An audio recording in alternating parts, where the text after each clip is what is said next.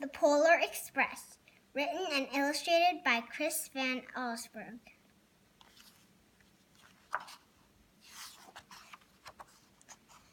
On Christmas Eve, many years ago, I lay quietly in my bed. I did not rustle the sheets. I breathed slowly and silently.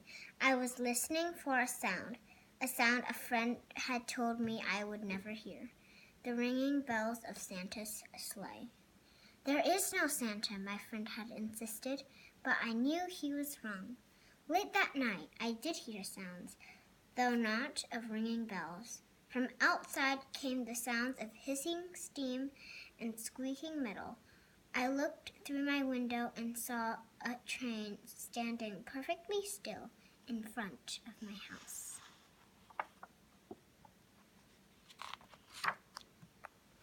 It was wrapped in an apron of steam. Snowflakes fell lightly around it. A conductor stood at the open door of one of the cars. He took a large pocket watch from his vest, then looked up at my window. I put on my slippers and robe. I tiptoed downstairs and out the door. "All aboard!" the conductor cried out. I ran up to him. "Well," he said, "are you coming?" "Where?" I asked. "Why, to the North Pole, of course," was his answer. "This is the Polar Express." I took his outstretched hand, and he pulled me aboard. The train was filled with other children, all in their pajamas and nightgowns.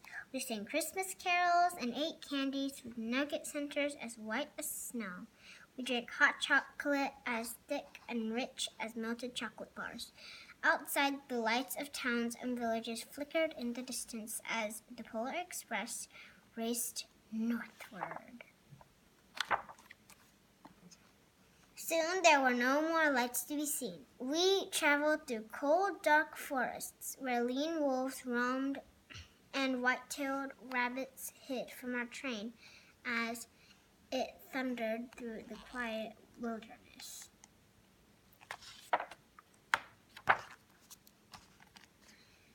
We climbed mountains so high it seemed as if we would scrape the moon. But the Polar Express never slowed down.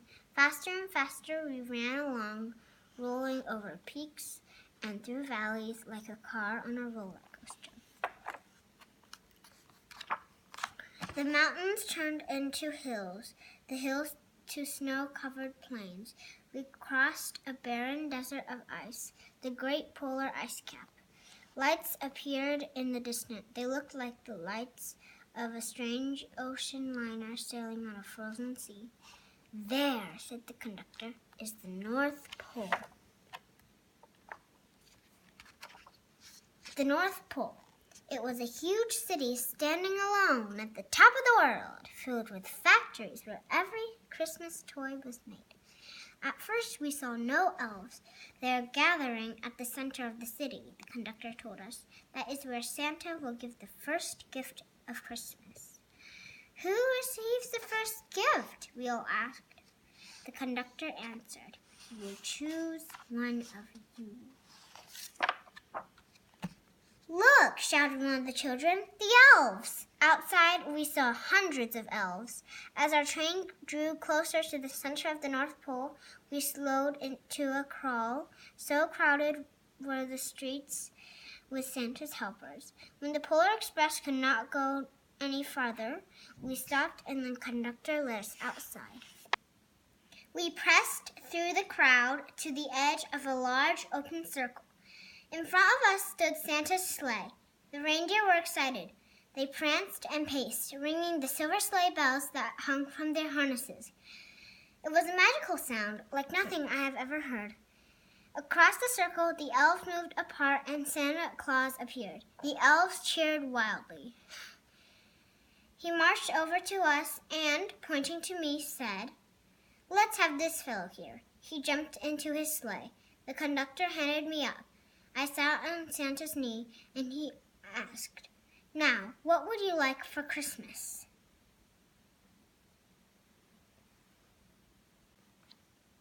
I knew I could have any gift that I could imagine. But the thing I wanted most for Christmas was not inside Santa's giant bag. What I wanted more than anything was one silver bell from Santa's sleigh. When I asked, Santa smiled.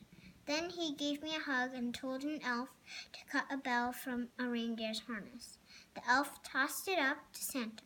He stood holding the bell high above him and called out, "The first gift of Christmas!"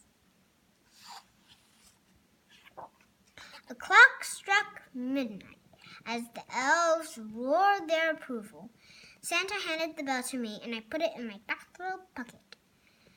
The conductor helped me down from the sleigh. Santa shouted out the reindeers' names and cracked his whip. His team charged forward and climbed into the air. Santa circled once above us, then disappeared in the cold, dark polar sky. As soon as we were back inside the Polar Express, the other children asked to see the bell. I reached into my pocket, but the only thing I felt was a hole. I had lost the silver bell from Santa Claus's sleigh. "Let's hurry outside and look for it," one of the children said. But the train gave a sudden lurch and started moving. We were on our way home. It broke my heart to lose the bell. When the train reached my house, I sadly left the other children. I stood at my doorway and waved goodbye. The conductor said something from the moving train, but I couldn't hear him. "What?" I yelled out. He cupped his hands around his mouth. "Merry Christmas!" he shouted. The Polar Express let out a loud blast from its whistle and sped away. On Christmas morning, my little sister Sarah and I opened our presents. When it had looked like everything had been unwrapped, Sarah found one last small box behind the tree. It had my name on it. Inside was the silver bell. There was a note. "Found this on the seat of my sleigh. Fix that hole in your pocket. Signed, Mr. C."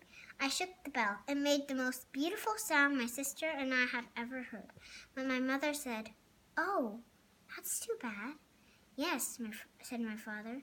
"It's broken." When I had shaken the bell, my parents had not heard a sound. At one time, most of my friends could hear the bell, but as years passed, it fell silent for all of them. Even Sarah found one Christmas that she could no longer hear its sweet sound. Though I've grown old, the bell still rings for me as it does for all who truly believe.